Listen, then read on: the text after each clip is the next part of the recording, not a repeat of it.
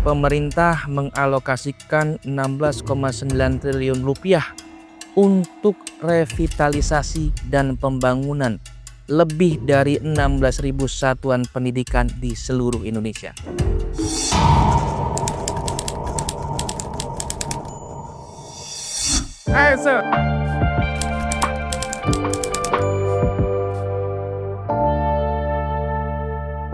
Sobat Sebat, dalam diskursus publik sering muncul anggapan bahwa pemerintah tidak melakukan apa-apa untuk masyarakat.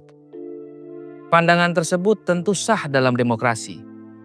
Namun sebagai masyarakat yang rasional, penilaian terhadap pemerintah seharusnya didasarkan pada fakta dan data yang terukur.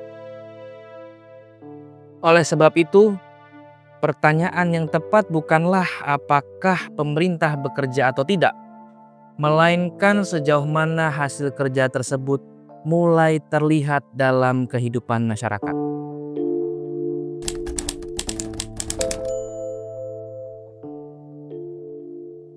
Salah satu prioritas pemerintahan Presiden Prabowo Subianto adalah pembangunan sumber daya manusia melalui sektor pendidikan.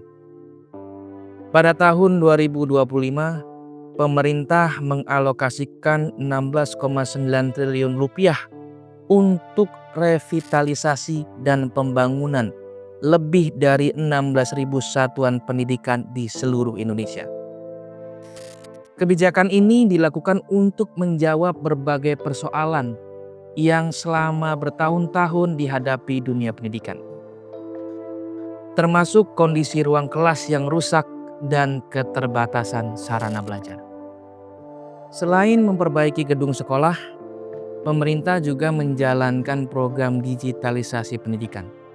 Sepanjang 2025, sebanyak 288.865 papan interaktif digital atau smartboard didistribusikan ke sekolah-sekolah di berbagai daerah untuk mendukung pembelajaran berbasis teknologi.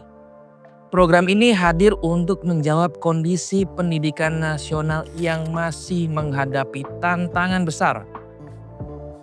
Berdasarkan data pemerintah, terdapat sekitar 980.000 ruang kelas rusak sedang hingga berat di 174.000 satuan pendidikan, serta kebutuhan pembangunan sekitar 1,5 juta ruang kelas baru pada 219.000 satuan pendidikan lainnya.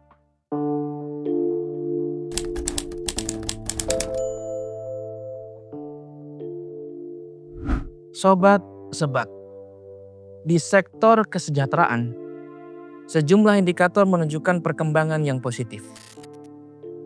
Tingkat kemiskinan tercatat turun menjadi 8,47%, sementara tingkat pengangguran menurun menjadi 4,76%. Pada Februari 2025, jumlah penduduk bekerja mencapai 145,77 juta orang, bertambah 3,59 juta orang dibanding tahun sebelumnya. Tingkat pengangguran juga turun menjadi 4,76%, salah satu yang terendah dalam beberapa tahun terakhir. Memasuki 2026, BPS mencatat tambahan 1,896 juta lapangan kerja baru, sehingga jumlah penduduk bekerja meningkat menjadi 147,57 juta orang. Lalu di sektor pangan, produksi beras dan cadangan pangan nasional terus menguat. Hal ini menjadi fondasi penting bagi stabilitas ekonomi sekaligus ketahanan nasional dalam menghadapi berbagai tantangan global.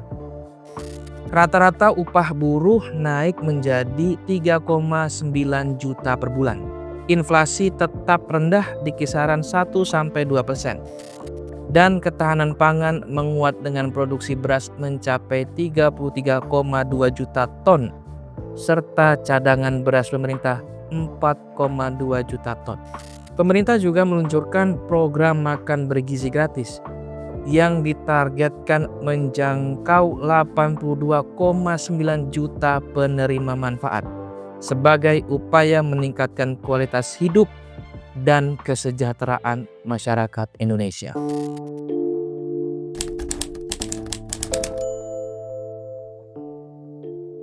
Sobat Sebat, pada akhirnya pembangunan yang berkelanjutan membutuhkan cara pandang yang jernih dan proporsional.